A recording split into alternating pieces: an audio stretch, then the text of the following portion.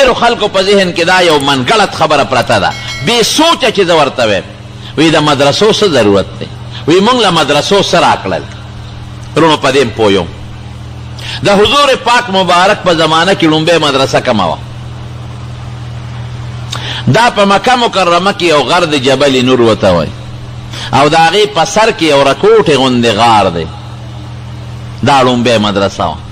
دومره پوټینی غار دی چې نه پکې څوک ادریدی شي او نه پکې څوک سملاستیدی شي ډډه به دې والي او خپې به دې پکې غزولي دومره پوټینی مدرسه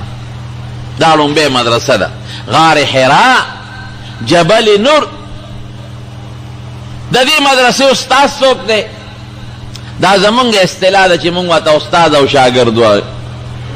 استاد یې څوک دی د الله ذوالجلال رب العالمین دا ډایرکټ بذات استاد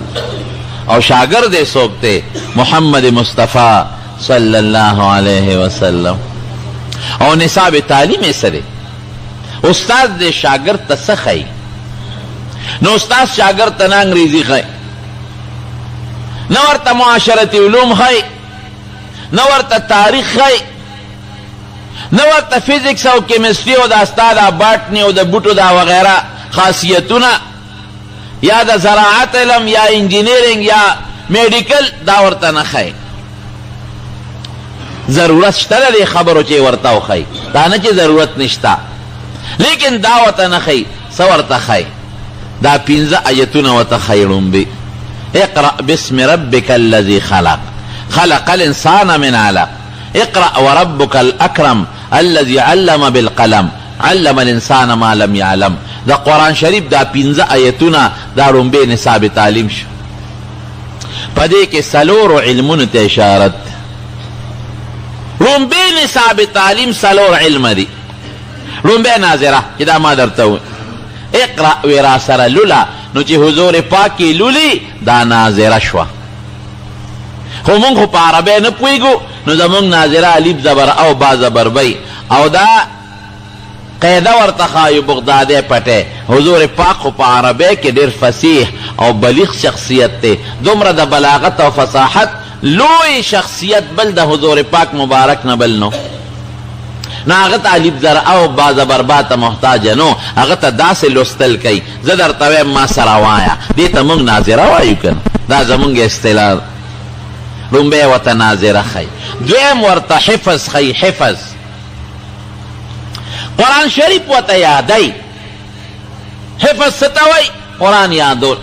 په ناظره م ورته قرآن ښیي چې ما سره وایه شا به دې باندې تلفظ کوه او یادی یې ورته ولې پخواني کتابونه به په تختو لیکلې راوړل او خپل پیغمبر ته به یې ورکړل قرآن شریف نه په تختو لیکلې راغلی او نه په سرمن لیکلې راغلی دی او نه په کاغذ لیکلې راغلی دی که په کاغذ یا په سرمن او یا په تختو وي نو بیا به حفظ ته اشارت نو بیا به وي چې دا کور ځان سره کېده او به وقت ضرورت تلاوت کوه نه چې زه څنګه ویم ما سره وایه یادېږي به دې لا تحرک به لسانک لتعجل به الله چې حضور پاک به کله لومبۍ قرآن نازلېده شونډې مبارکې به یې اړقولې چې رانه هېر نه شي الله وایي نه دا شونډې مبارکې دې مه ړقوه تلوار مه کوه إن علينا جمعه وقرآنا فإذا قرأنا فاتبع قرآنا ثم إن علينا بيانا نو الله یو څو ذمه دارۍ واغشتې فإذا قرأناه فاتبع قرآنا چې مونږ لولو مونږ سره وایه دا ناظره شوه إن علينا جمعه امام بخاري وایي ان علينا جمعه في صدرك سینه کې یادول دا زما ډیوټي ده زما ذمه داري ده الله وایي ما سره وایه چې زه څنګه ویم دا ناظره شوه ستا په سینه کې یادول دا حفظ شو ان علينا جمعه وقرآنا او بیا ستا په خوله مبارکه امت ته بیان د قرآن شریف او امت د هغې په مطلب پویول الله وایي دا زما ذمه داري ده چې جبریل علیه السلام به څنګه د قرآن شریف تلاوت وکړو نو حضور پاک ته به فورا یادو په مطلب به م پویو او بیا به امت ته تلاوت هم کو او امت به په مطلب او په مقصد او په معنا باندې پویو دا ذمه داري الله غشتې را نو اقرأ دا معنا اقرأ ما انا قارئ زه چې راته څه لولم هغه را سره وایه لوله ستا به یادېږي ستا په سینه کې به محفوظ کېږي دا دوه علمه شو الحمدلله ستاسو په جماعت کې ردی بنیادی 2 سیزونو درس دی هم ناظره ماشومانو ته قرآن په الفاظو سره خی چې دا وایي او هم حفظ. دریم علم چې خدای پاک په دې آیتونو کې حضور پاک مبارک ته خی هغه د عقیده علم دی. اقرأ باسم ربک الذی خلق دا وتخی چې د کل مخلوق خالق الله دی. دا مخلوق چا پیدا کړی؟ جواب راکې نه لږ زور سره وایه چا پیدا کړی؟ چې ستاسو عقیده تازه شي. خلق دا طالبان په پیږي مفعول به نشته دې کې تعمیم ته اشارت. کل مخلوق کائنات زمکه اسمانونه ښکته پورته میږي ماشي اتیان دا ټول چا پیدا کړی دی؟ الله. الذي خلق الانسان من علق او انسان د سنه پیدا کړی دی دا ویني د یو ټوټې نه. لاول نطفه ده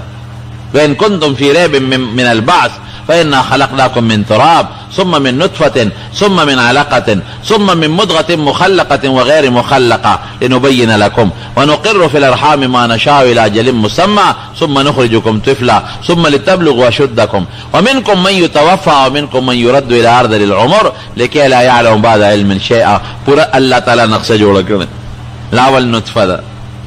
څلوېښت ورځې پس د وینې ټوټه جوړه شي، څلوېښت ورځې پس د غوښې ټوټه جوړه شي، شپږ شلې ورځې پس پکې ساه واچولی شي، بیا 8 میاشتې 7 میاشتې 9 میاشتې کم و بیش د مور په ګېډه کې دی لورو غټېږي. د مور په دې ګېډه کې د دغې نطفې او د وینې د ټوټې نه او د غوښې د ټوټې نه څه جوړېږي؟ سرمنم جوړېږي، وازګم جوړېږي، د دې ماشوم نوکانم جوړېږي، د دې ماشوم د وجود بعضې ویښتم جوړېږي، په سر یې ویښته ټوکېدلې چې پیدا شي، ګردیم جوړېږي، دننه رګونم جوړېږي او وینم جوړېږي، اینم جوړېږي، پختورګیم جوړېږي، پړپوسم جوړېږي، مازغم جوړېږي، مختلف څیزونه دننه روان دي جوړېږي. مازغې په سر کې جوړېږي، چېرته مازغه په خېټه کې جوړ نه جو، اینه په خېټه کې جوړېږي، چېرته په سر کې جوړه نه شوه، ګردې شاته جوړېږي، چېرته دا ګردې په خپو کې جوړې نه شوې، د متیازو ځای په خپل ځای کې جوړېږي، د متیازو ځای چتم په دا خوله کې جوړ نه شو، او دا خولې او پوز او سترګې مخې ته جوړېږي، دا چتم شاته جوړ نه شو، او سر برې خپې لاندې سر چته لاندې نه شو، خپې پورته نه شوې، او لاسونه یو ښې او یو ګس طرف ته، دا چېرته منو شو چې یو لاس دې په سینه کې او بل دې شاته وایه که نه که دا ارس اتفاقیات کېدل چې د یو نمونه خو به داسې پیدا شوی وه که نه دننه یو نظام روان دی د پروردګار. د هر انسان یو قالب نه 10 بچي پیدا شي، د 10 واړو شکل د یو بل نه جدا. بټی کې په یو قالب چې خښتې وځي ټول یو شانې که نه؟